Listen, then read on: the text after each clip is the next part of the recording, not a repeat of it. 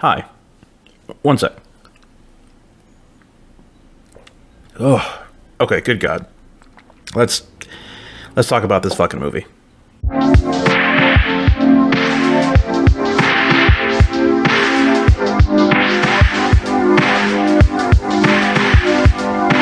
Musical styles are still a very important form of communication for our young people. Hi, I'm Joe Feinstein. I need to make something abundantly clear right from the jump. From its inception, this channel has always strived to be about what makes films great, not what makes them terrible. I've always felt that there are enough review channels that do nothing but bash on films, and I've strived deep to dig and find the things worth discussing. And I feel like I proved that point, especially when a certain someone made me talk about The Village. That being said, There is not a single thing that I can praise about this film, and it's such a goddamn fever dream that I can't refrain from speaking about it. So, I hope you're ready. This film has a director you've never heard of, a writer who's done very little else, and a cast who has done nothing noteworthy before or since. I think that about sums up the background info you need to know.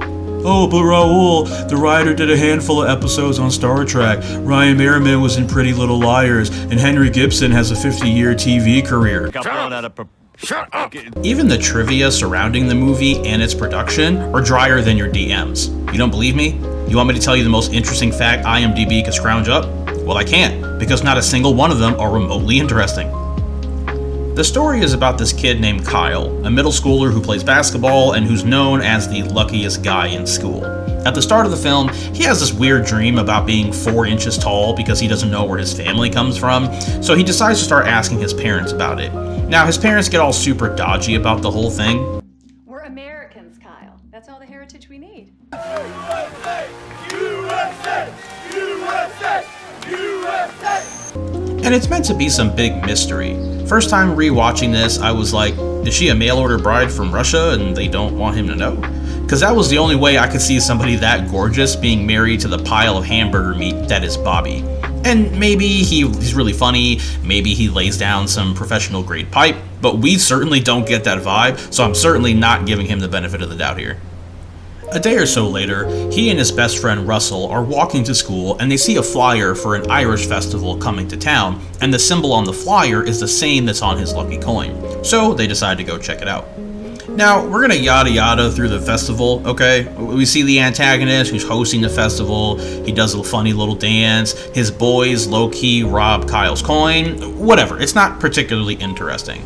But here's what is curious about that whole scene. When Kyle and Russell are looking at a book that is hilariously called Everything You Ever Wanted to Know About Being Irish But Were Too Afraid to Ask. Now actually, hold on, before we even move forward, hold the fuck on, we need to talk about this book for a second. Who in the fuck wrote this book? Why is the B in being capitalized? Why the hell does the top of the spine simply say everything you wanted? What the fuck is happening? Okay, sorry, anyway, back to my point. While they stop and take a look at the horrendous book and the other stuff for sale, this old guy randomly comes up to them, starts talking about shoes, pays for a bag of chips for the pair of them, and then disappears. Now, I need you to hold on to this point for a little bit because it's going to become annoyingly relevant in a few moments.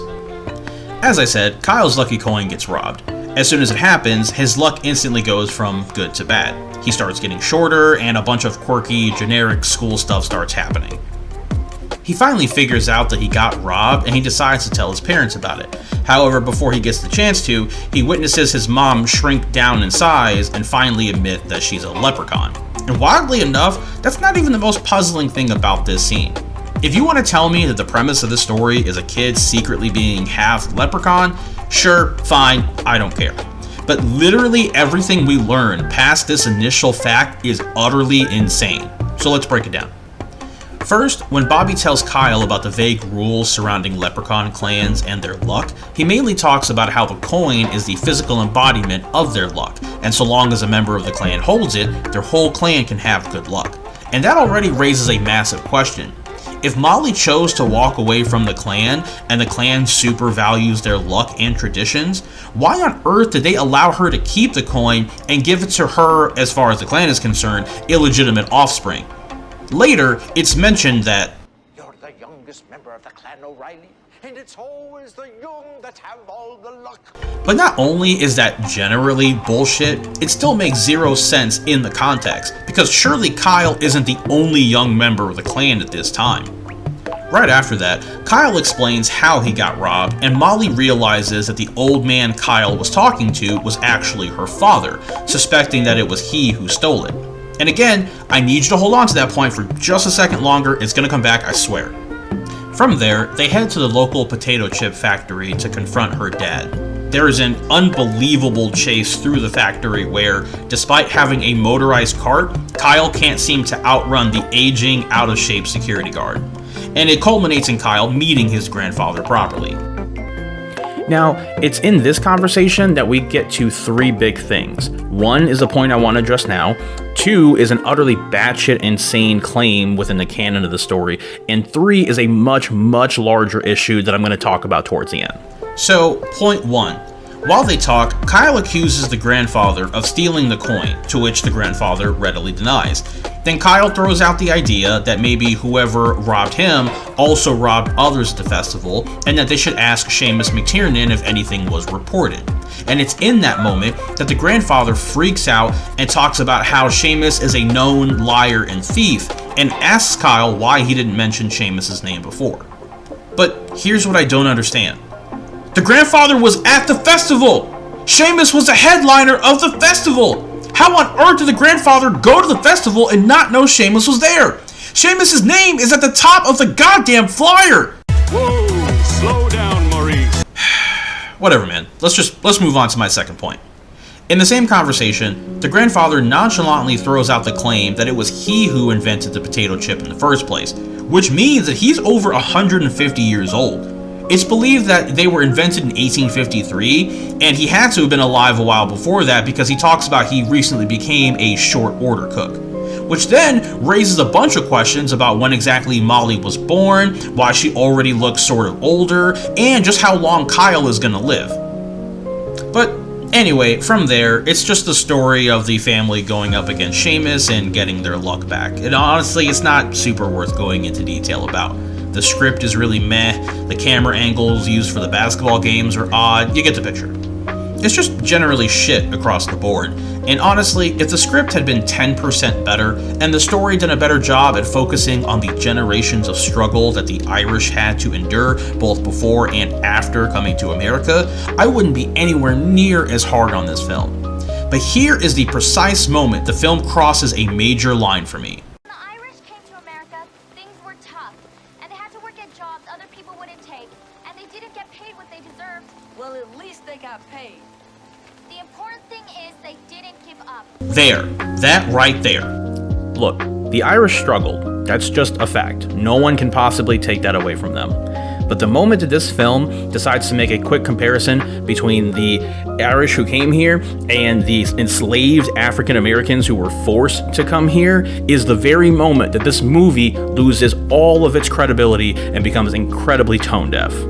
You cannot possibly sit there and complain about getting paid very little for something that an entirely other race of people was being forced to do for free under the threat of pain and death. And yes, I understand that there were a lot of Irish who came to this country and immediately signed up and fought for the Union Army to help free African Americans. But again, the fact that this movie is so utterly tone deaf about that comparison just cannot be ignored. Also, fuck Bonnie. Everything she says and does is just annoying and it pisses me off. She's constantly nosy and condescending, all of her dialogue is cheesy and bad, and ultimately, she's rewarded for sticking her nose in other people's business. The only other thing I could possibly say about this film is that somehow it got an Indian remake for Disney TV in 2012. Lord knows how or why it happened, but it certainly happened. Okay, that's it, thankfully. I got all of this out of my system, and I promise I'll be back to my normal self next episode. But I'm curious, what do you think?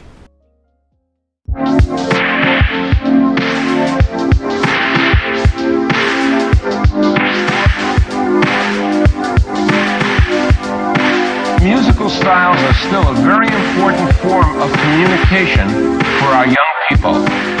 Hi, I'm Joe Feinstein.